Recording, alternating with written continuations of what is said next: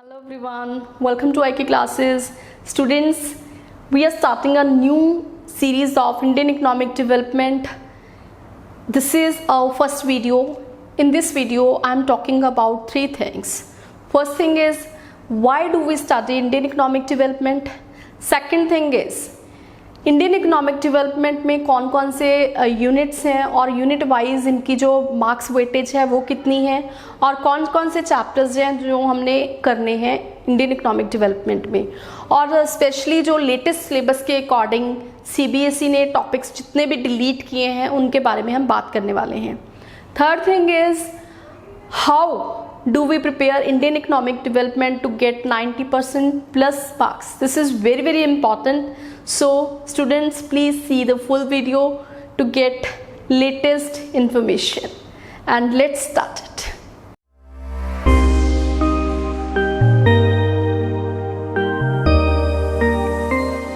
Let's talk about first thing. That is, why do we study Indian economic development? हमें Indian economic development क्यों पढ़नी है? तो first thing is that कि obvious है ये कि इंडिया जो है हमारा कंट्री है, तो वी लव इंडिया, तो हमें इसके बारे में पूरी नॉलेज होनी चाहिए. इंडिया की जो फाइनेंशियल कंडीशन है वो क्या है, इंडियन इकोनॉमी की जो प्रेजेंट सिचुएशन है वो कैसी है, इंडियन इकोनॉमी की जो पास्ट सिचुएशन थी वो कैसी थी.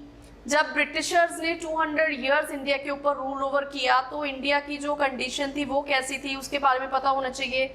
जो प्रेजेंट सिचुएशन है इंडिया का जो फॉरेन ट्रेड है, इंडिया की जो एग्रीकल्चरल सेक्टर है, इंडस्ट्रियल पॉलिसीज है, या जो गवर्नमेंट है 5 ईयर प्लान्स बनाती है तो उसमें क्या क्या अचीवमेंट्स हुई हैं, क्या क्या फेलियर्स हुई हैं, तो वो भी हमें पता होना चाहिए. तो जो स्पेशली 1991 में जो न्यू इकोनॉमिक पॉलिसीज लॉन्च हुई हैं, लिबरलाइजेशन, प्राइवेटाइजेशन एंड ग्लोबलाइजेशन, जिससे हमारी इंडियन इकोनॉमी जो है वो फॉरेन कंट्रीज के साथ उनके जो रिलेशनशिप है वो कैसे हो गए हैं वो सब क्लियर होने चाहिए. दूसरी बात, तो जो इंडिया फेस कर रही है, चैलेंजेस फेस कर रही है, स्पेशली जैसे पॉवर्टी की प्रॉब्लम है, अनएम्प्लॉयमेंट की प्रॉब्लम है, human capital formation, rural development, तो ये सारी चीजें आपको क्लियर कट पता होनी चाहिए. ठीक है जी.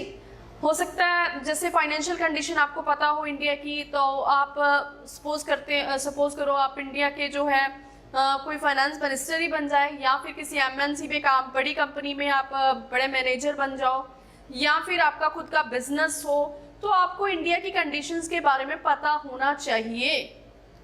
तो इसीलिए हमें इंडियन इकोनॉमिक डेवलपमेंट को पढ़ना है. और इंडिया के जो रिलेशनशिप है दूसरे कंट्री के साथ वो कैसे है, इंडिया का फॉरेन ट्रेड कैसा है, तो ये सारा आपको क्लियर कट पता होना चाहिए. तो ये क्लियर कट आपको तभी पता चलेगा जब आप ये सब्जेक्ट पढ़ते हो.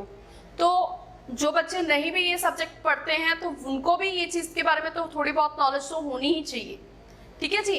तो ये तो थी फर्स्ट थिंग. अब सेकेंड थिंग जो आती है, इसके यूनिट्स की बात आती है. जो हमारा सिलेबस है उसके अंदर जो इंडियन इकोनॉमिक डेवलपमेंट है उसके अंदर कितने यूनिट्स हैं और मार्क्स वाइज इनकी वेटेज क्या है और कौन कौन से चैप्टर्स हमने पढ़ने हैं वो देखेंगे हम. तो सबसे पहले देखिए, जो इंडियन इकोनॉमिक डेवलपमेंट है ये क्या है, पार्ट बी है. ये कौन सा पार्ट है, पार्ट बी है, और इसकी जो मार्क्स वेटेज है वो कितनी है, 40. और पार्ट ए जो है वो हमारा मैक्रो इकोनॉमिक्स है, तो उसकी भी मार्क्स वेटेज 40 है. वो ऑलरेडी मैं वीडियोस अपलोड कर चुकी हूँ, तो वो चैनल की आप मेरे चैनल की प्लेलिस्ट में जाके वो वीडियोस जो है वो देख सकते हो. फिर इसके बाद जो 40 मार्क्स की वेटेज में तो ये हमारे 3 यूनिट्स आएंगे, unit 6, unit 7 and unit 8. First 5 units जो है वो मैक्रो इकोनॉमिक्स में है. तो यूनिट 6 जो है ये ओवरऑल जो इसकी वेटेज है ये है 12 मार्क्स की. तो 12 मार्क्स की वेटेज में आपको यूनिट 6 आएगा. यूनिट 6 का जो नेम है वो क्या है, development experience. Unit 6 development experience 1947 to 90 and economic reforms since 1991. तो ये हमारा 6th यूनिट है. इसके अंदर जो चैप्टर्स हैं वो टोटल 6 चैप्टर्स हैं. तो वो 6 चैप्टर कौन कौन से हैं. फर्स्ट चैप्टर जो है Indian economy on the eve of independence, mean to say जब हमारा कंट्री इंडिपेंडेंट हुआ 1947 में, उस टाइम पे इंडियन इकोनॉमी की क्या कंडीशन थी वो हमने पढ़नी है. उससे पहले क्या था, कैसी इंडियन एग्रीकल्चरल सेक्टर था, इंडस्ट्रियल सेक्टर कैसा था, इंडिया की जो हैंडीक्राफ्ट इंडस्ट्री थी वो कैसे डिक्लाइन हुई, और इंडिया का ऑक्यूपेशनल स्ट्रक्चर क्या था, और इंडिया की जो डेमोग्राफिक कंडीशन थी वो कैसी थी, और ब्रिटिशर्स के पॉजिटिव इम्पैक्ट्स क्या थे, वो सारे हम इस चैप्टर में पढ़ेंगे। फिर इसके बाद आता है second chapter, that is 5 year plans in India, achievements and goals. तो इंडिया में 1951 में 5 ईयर प्लान्स जो थे वो लॉन्च किए गए। तो first 5 year plan, second 5 year plans, इसी तरह से करते करते कितने ही 5 ईयर प्लान्स बने हैं। तो उन प्लान्स में क्या क्या इंडिया ने अचीव किया है और उनके क्या क्या गोल्स थे, वो सारे हमने इस चैप्टर में क्लियर करने हैं। फिर इसके बाद जो थर्ड चैप्टर है, that is features, problems and policies of agriculture. Features, problems and policies of agriculture, India की जो एग्रीकल्चर के साथ रिलेटेड क्या क्या फीचर्स हैं, पॉलिसीज हैं, क्योंकि हमारा जो इंडियन इकॉनमी है टोटली एग्रियन इकॉनमी है। इसके अंदर जो 70% एंड अबव लोग जो हैं वो विलेजेस में रहते हैं और एग्रीकल्चरल के फील्ड में लगे हुए हैं। तो उसके फीचर्स क्या हैं, प्रॉब्लम्स क्या हैं, पॉलिसीज क्या हैं, ये सारा हम इस चैप्टर में क्लियर करेंगे। फिर इसके बाद आता है strategy of industrial growth 1947 to 1990। 1947 से लेके 1990 तक इंडिया का इंडस्ट्रियल सेक्टर कैसा था, स्पेशली इसमें बात होगी आईपीआर 1948 की, आईपीआर इंडस्ट्रियल पॉलिसी रेजोल्यूशन 1956 की। तो उसमें स्मॉल स्केल इंडस्ट्रीज की क्या इंपॉर्टेंस है, वो सारा हम इसमें क्लियर करेंगे। फिर इसके बाद आता है fifth chapter, India's foreign trade. India का फॉरेन ट्रेड कैसा है, उसकी डायरेक्शन क्या है, उसका वॉल्यूम क्या है, ये सारा क्लियर करेंगे। फिर इसके बाद आता है that is very very important chapter, economic reform since 1991। 1990 से पहले इंडिया की कंडीशन कैसी थी और 1991 के बाद इंडिया की कंडीशन कैसी हो गई, और इसमें जो न्यू इकोनॉमिक पॉलिसी लॉन्च हुई, न्यू इकोनॉमिक रिफॉर्म्स हुए like liberalisation, privatisation and globalisation, that is very very important question, उसके बारे में हम पढ़ेंगे। तो ये यूनिट 6 है हमारा। तो कई बुक्स में ये जो चैप्टर हैं ये कम दिए गए हैं, मतलब एक ही चैप्टर में बहुत कुछ इंक्लूड कर दिया। जैसे ये फर्स्ट चैप्टर तो है ही, जो second, third, fourth and fifth chapter है, इसको कई बुक्स ने सेकंड चैप्टर बनाया हुआ है, ठीक है जी। जो 6th चैप्टर है उसको थर्ड चैप्टर बनाया हुआ है, मतलब कई बुक्स में ऐसे ही दिया हुआ है, कई बुक्स में इसमें थोड़ा सा चैप्टर वाइज चेंजेस हैं। फिर इसके बाद आता है यूनिट 7। यूनिट 7 में जो यूनिट 7 है उसकी जो वेटेज है वो टोटल 22 मार्क्स की वेटेज है। इसका मतलब सबसे ज्यादा वेटेज इस यूनिट की है 22 मार्क्स की। तो इसके अंदर इस यूनिट का जो नेम है वो क्या है, current challenges facing Indian economy. Current challenges facing Indian economy, तो ये है यूनिट 7 का हेडिंग। और इसके अंदर चैप्टर कौन कौन से हैं, तो इंडिया कौन कौन सी प्रॉब्लम्स को फेस कर रहा है। सबसे पहली प्रॉब्लम जो है दैट इज अबाउट पॉवर्टी, ये 7 चैप्टर है। पॉवर्टी में हम पॉवर्टी की टाइप्स पढ़ेंगे, पॉवर्टी की टाइप्स के अलावा पॉवर्टी एलिवेशन प्रोग्राम्स गवर्नमेंट ने कौन कौन से चलाए हैं, तो वो सारे हम इसके अंदर पढ़ेंगे। फिर इसके बाद आता है chapter number 8, human capital formation. Human capital formation के अंदर बहुत इंपॉर्टेंट टॉपिक है ये। फिर इसके बाद आता है 9th chapter that is rural development. 10th chapter employment and unemployment, problems की बात करेंगे, मतलब एम्प्लॉयमेंट कितनी है बड़े हमारे इंडिया में, वर्क फोर्स कितना है, टोटल लेबर फोर्स कितनी है, सप्लाई ऑफ लेबर कितनी है, तो ये सारे टॉपिक्स हम बात करेंगे। और मेजर्स टू रिमूव अनएम्प्लॉयमेंट की बात करेंगे। फिर इसके बाद आता है इंफ्रास्ट्रक्चर, इंडिया का इंफ्रास्ट्रक्चर कैसा है।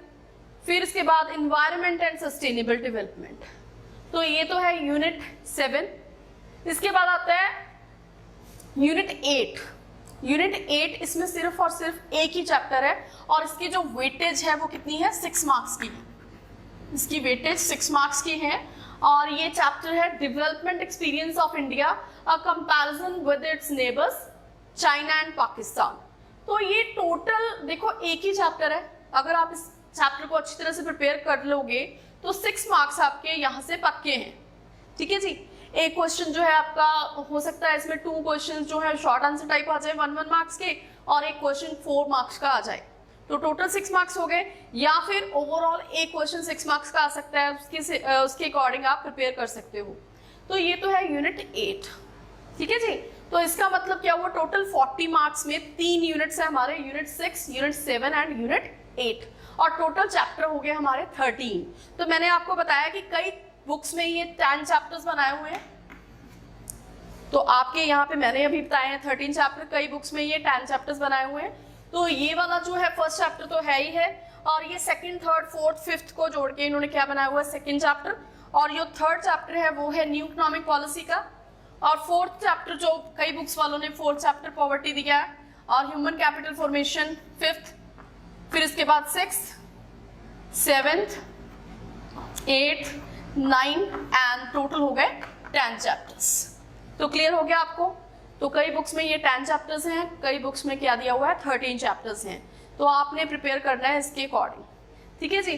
अब बात आती है कि सीबीएसई ने कौन कौन से, अब सीबीएसई ने बोला कि सिलेबस जो है वो 30% रिड्यूस होगा, लेकिन इकोनॉमिक्स का जो सिलेबस है वो 30% रिड्यूस नहीं हुआ है। कुछ ही टॉपिक्स हैं जो रिड्यूस हुए हैं, 2 topics from macro economics delete हुए हैं, और जो 3 टॉपिक्स हैं वो इंडियन इकोनॉमी में डिलीट हुए हैं। चैप्टर नहीं डिलीट हुआ, चैप्टर के कुछ टॉपिक्स डिलीट हुए हैं। तो सबसे पहला जो टॉपिक डिलीट हुआ है that is about human capital formation. Human capital formation में एक एजुकेशन वाला टॉपिक था, काफी बड़ा चैप्टर था, काफी बड़ा टॉपिक था, तो एजुकेशन के साथ रिलेटेड था, वो डिलीट हुआ है, उसको आपने नहीं करना है। फिर इसके बाद आता है रूरल डेवलपमेंट। रूरल डेवलपमेंट में एक बहुत ही इजी सा टॉपिक था ऑर्गेनिक फार्मिंग, वो डिलीट हुआ है, ऑर्गेनिक फार्मिंग, ये आपने नहीं करना, ये नहीं करना और ये नहीं करना। फिर इसके बाद आता है इंफ्रास्ट्रक्चर, इसमें से एनर्जी वाला टॉपिक जो है सीबीएसई ने डिलीट किया है, एनर्जी, ये टॉपिक भी आपने नहीं करना है। तो बाकी सारे टॉपिक्स जो हैं एज इट इज हैं, तो आपने इसको अच्छी तरह से प्रिपेयर करना है। Let's talk about third thing, that is how do we prepare Indian economic development to get 90% plus marks. This is very very important. Indian economic development बहुत सारे बच्चों के लिए बहुत बड़ा हेडेक है। वो बच्चे डरते हैं इंडियन इकोनॉमिक डेवलपमेंट को करने से, क्योंकि ये सब्जेक्ट जो है हिस्ट्री जैसा है। तो जो बच्चे हिस्ट्री में नहीं अच्छे थे वो थोड़ा इस सब्जेक्ट से घबराते हैं और इस सब्जेक्ट को करने में बहुत हिचकिचाते हैं। तो आई थिंक सो अगर आप मेरे अकॉर्डिंग चलो तो आपको इस सब्जेक्ट से डर नहीं लगेगा। और जो बच्चे प्रैक्टिकल पार्ट में अच्छे हैं, इसमें थ्योरेटिकल पार्ट में अच्छे नहीं हैं, तो वो बिल्कुल भी ना घबराएं और जैसे मैं कहती हूँ आप वैसे करें। तो सबसे बड़ी प्रॉब्लम जो इंडियन इकोनॉमिक डेवलपमेंट की आती है वो है, फर्स्ट थिंग, सबसे बड़ी बात वो है इंडियन इकोनॉमिक डेवलपमेंट का डाटा। तो आप कोई भी बुक उठा लो इंडियन इकोनॉमिक डेवलपमेंट की, उसमें बहुत सारा डाटा दिया हुआ है। तो डाटा जो है लर्न करना बहुत मुश्किल है। इतना सारा डाटा आप जब लर्न करते हो तो बहुत सारा डाटा आप पीछे भूलते भी जाते हो। तो वो डाटा जो है आपने कैसे लर्न करना है?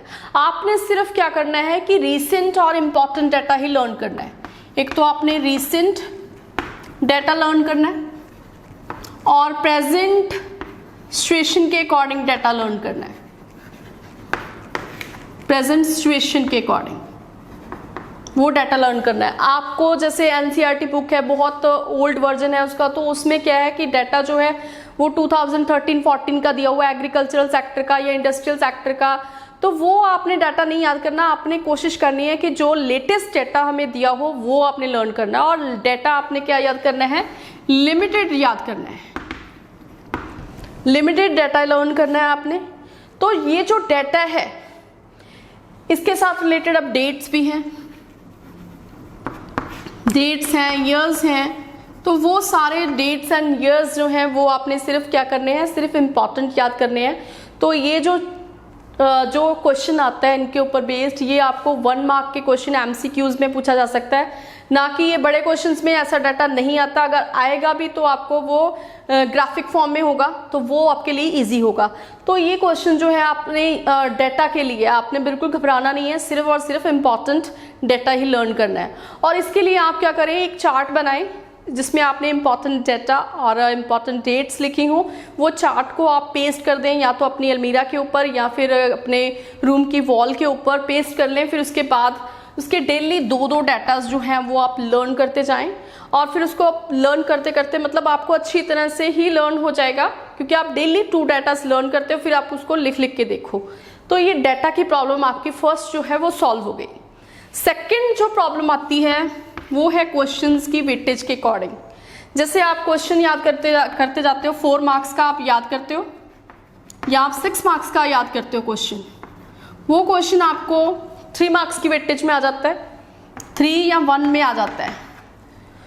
तो 6 वाला है वो आपको 1 मार्क की वेटेज में आ गया या 3 में आ गया, जो 4 वाला है वो आपको 1 मार्क की वेटेज में आ गया। तो मतलब वेटेज प्रॉब्लम हो जाती है यहाँ पे।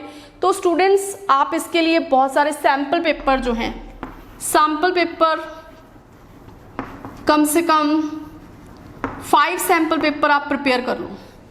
5 सैम्पल पेपर्स इंडियन इकोनॉमी के कोई भी अच्छे सैम्पल पेपर्स आप पाए कर लो। तो उसमें से आपने क्या करना है, 5 सैम्पल पेपर्स जो है वो अच्छी तरह से प्रिपेयर कर जाओ। तो उसमें से कोई ना कोई क्वेश्चंस आपको पता चल जाएगा कि 4 मार्क्स के वेटेज में कौन कौन से टाइप के क्वेश्चंस आएंगे और क्वेश्चन 6 मार्क्स की वेटेज में कौन कौन से आएंगे। ठीक है जी, आपकी सेकंड प्रॉब्लम सॉल्व होती है वेटेज के अकॉर्डिंग। आपको मतलब क्लियर कट हो जाएगा सैम्पल पेपर से। फिर इसके बाद जो थर्ड प्रॉब्लम है, लर्न करने की प्रॉब्लम, लर्न करना। अब ये जो लर्न करना है, कैसे लर्न करना है, आप क्या करते हो, आप लर्न करते जाते हो, एक टॉपिक लर्न करते हो तो वो फिर क्या है, दूसरा टॉपिक लर्न करते हो, फिर तीसरा टॉपिक लर्न करते हो। तो लर्न करते करते जब आप आगे वाले काफ़ी टॉपिक्स कर चुके होते हो तो पिछले टॉपिक्स आप क्या करते हो, भूल जाते हो। तो उन टॉपिक्स को आपने कैसे लर्न करना है? पहली बात तो आपने लर्न करना ही नहीं है, आपने उसको अच्छी तरह से अंडरस्टैंड करना है। अगर आपने टॉपिक को अच्छी तरह से अंडरस्टैंड कर लिया, अंडरस्टैंडिंग जो है वो बहुत ज़रूरी है। तो अंडरस्टैंडिंग अगर आपकी होगी तो आप 6 मार्क्स वाला क्वेश्चन को 4 मार्क्स में कन्वर्ट कर सकते हो, 4 वाले को 3 में कन्वर्ट कर सकते हो, 1 वाले तो है ही हैं, और जो 4 मार्क्स वाला क्वेश्चन है उसको आप 6 मार्क्स वाले में जो है कन्वर्ट कर सकते हो, अगर आपकी मतलब अंडरस्टैंडिंग होगी टॉपिक्स को लेके। तो अंडरस्टैंडिंग तभी होगी जब आप टॉपिक्स को क्या करोगे, डीप लेवल स्टडी मतलब करोगे उसकी। फोर्थ प्रॉब्लम आती है सिलेबस कवर करने की। तो सिलेबस आप कैसे कवर करते हो? तो फोर्थ प्रॉब्लम क्या है, सिलेबस की। तो वो आप कैसे कवर कर सकते हो? तो सबसे बड़ी बात आप क्या है, एक लिस्ट बनाओ। क्या बनाओ? एक लिस्ट बनाओ चैप्टर वाइज। एक साइड पे आप डिफिकल्ट चैप्टर ले लो और दूसरी साइड पे आप इजी चैप्टर्स ले लो।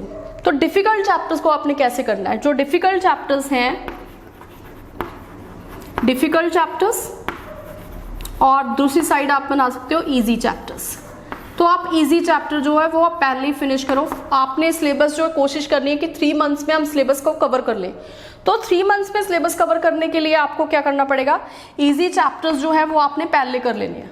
टोटल 13 चैप्टर्स हैं। अगर आपको लगता है कि 5-6 चैप्टर्स जो हैं वो बड़े आराम से आप कर सकते हो तो पहले आप उनको कर लो।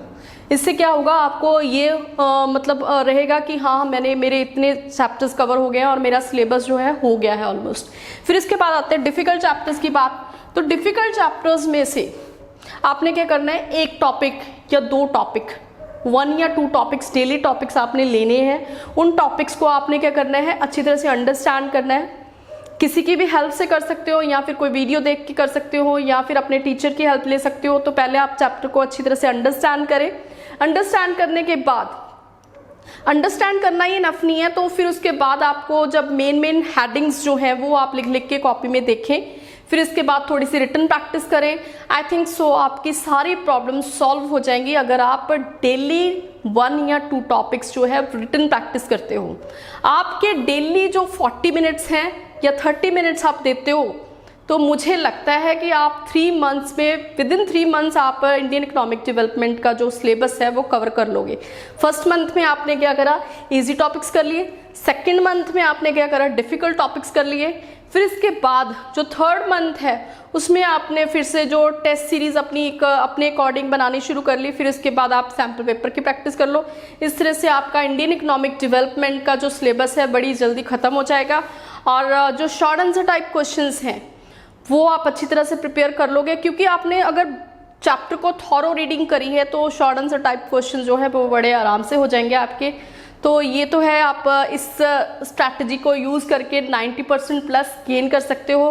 तो if you like my videos then subscribe my channel and keep watching my videos.